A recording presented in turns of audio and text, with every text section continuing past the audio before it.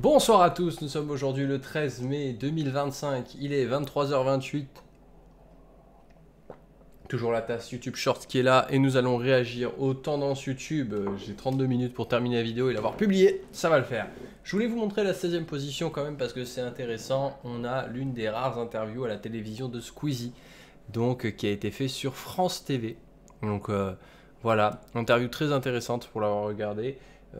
Toujours cette dualité entre YouTube, la télé, tout ça, sympa de l'avoir vu sur la plateforme et qu'il ait accepté du coup de donner cette interview.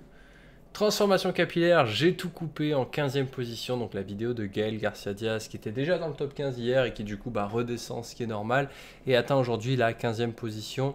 Riles Survival Live Session, donc 85 000 vues en un jour, qui tape le top 13, donc une musique. Riles qui, on le rappelle, avait fait un challenge courir pendant 24 heures sans s'arrêter, qui avait fait pas mal de buzz sur sa chaîne. Comme on le voit, les deux parties de 12 heures, c'est assez fou ce qu'il avait réussi à faire comme exploit. Donc ensuite, si on avance dans le classement, 5 inventions, 5 inventeurs qui sont morts de leur invention, ça on l'avait vu ensemble. C'était dans le classement également hier et ça l'est aussi aujourd'hui. En parlant de classement, de statistiques, je tenais à vous remercier. Vous êtes aujourd'hui 2936 et même 2937. Hier, vous étiez 2660 au maximum, donc vraiment, vous êtes 300 personnes de plus, c'est fou. Alors, vous suivez principalement le format court, donc si vous êtes sur le format long, là, n'hésitez pas à me donner votre avis sur ce que vous en pensez, comment l'améliorer, et à de plus en plus à le suivre. On avance Inoxtag, j'ai survécu à l'un des sommets les plus mortels des Alpes, également dans le classement hier, 2,7 millions, ça continue de grimper. Helldivers 2, qui est un jeu vidéo qui donc est annoncé, publié il y a 12 heures, PlayStation. Donc ok, ah non, je croyais que c'était une exclusivité PlayStation et nous avons PSP et PC Game. On n'a pas encore regardé de vidéo mais ça va venir. Session live avec Nex, Mister You et Mig. Mister You, ça date Mister You. Ziak, Manuel de Vengeance, Prod Focus Beats, ok. Saint-Denis résumé donc du match qui est toujours dans le top 15. GP Explorer, cette vidéo qui a été top 1 et 2 pendant 2 jours d'affilée et qui aujourd'hui dégringole un peu mais reste toujours dans le top 10. Le hacker éthique qui a berné tous les médias français, Florent Curté. Donc ok, très intéressant. Derrière le récit héroïque du hacker repenti poursuivi par la CIA, se cache en réalité bien glorieuse que nous dévoile.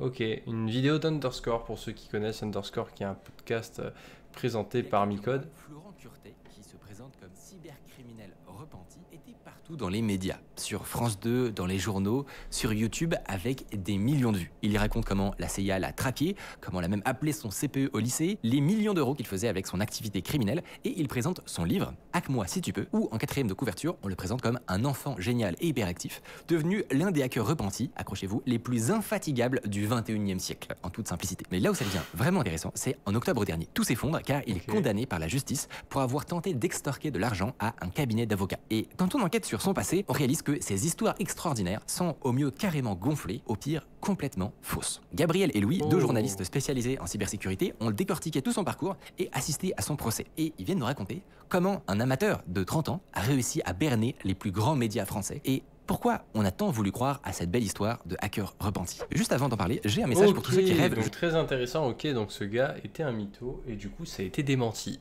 Waouh!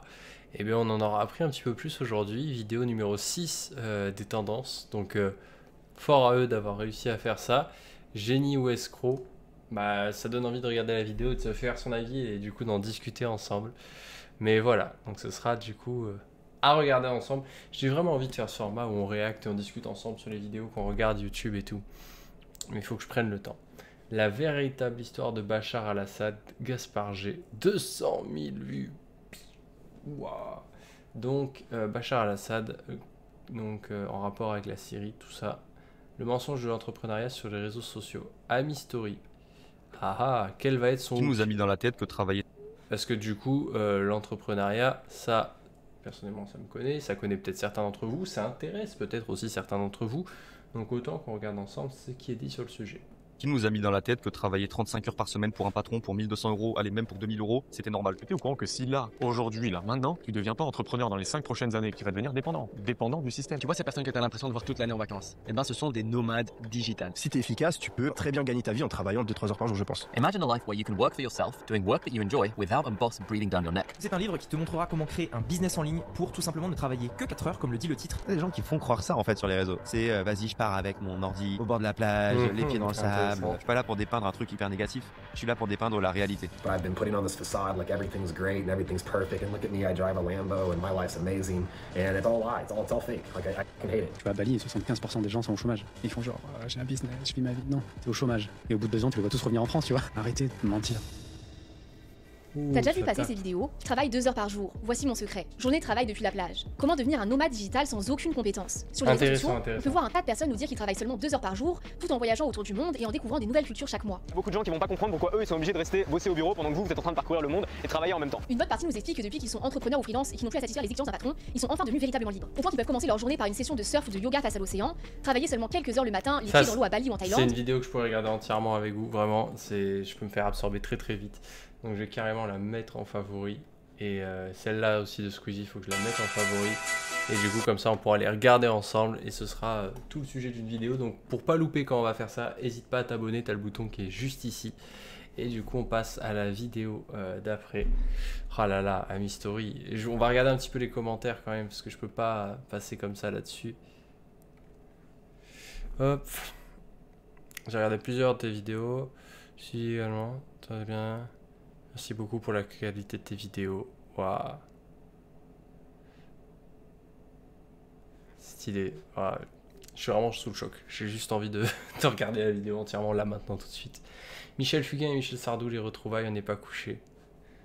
17 janvier. Oh, Laurent Ruquier. Ça date. Donc là, tous les shorts qui sont en tendance actuellement. Ok. Qui m'imite le mieux? Ok. Et on a top 2, je fais le GP Explorer 3 de Cocotte. On va regarder sa petite intro de vidéo, ça va être sympa. Je vais faire le GP Explorer. Je vais faire le GP Explorer. Je vais faire le GP Explorer. T'es un malade mental. Je fais le GP Explorer.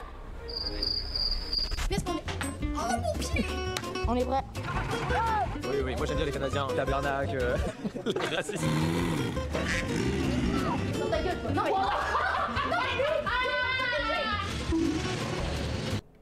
Oula, c'était la roue libre là. Si vous avez pas compris. J'aime bien sa vibe, j'aime bien son énergie, vraiment, c'est une créatrice de contenu super intéressante. Et Barcelone, Real de Madrid, le classico du siècle, qui est toujours en première position. Je crois qu'on l'avait vu dans le classement hier. Je sais pas s'il était premier, mais en tout cas, aujourd'hui, il l'est. Donc vraiment, si ce résumé vous a plu, donc on va regarder un petit peu les vidéos ensemble. J'espère que ça vous a plu. Là, j'ai juste envie de réacter à toutes les vidéos et qu'on les regarde ensemble entièrement. Mais on peut pas. Mais on le fera, je pense, dans de prochains épisodes. Bonne soirée à tous et à demain.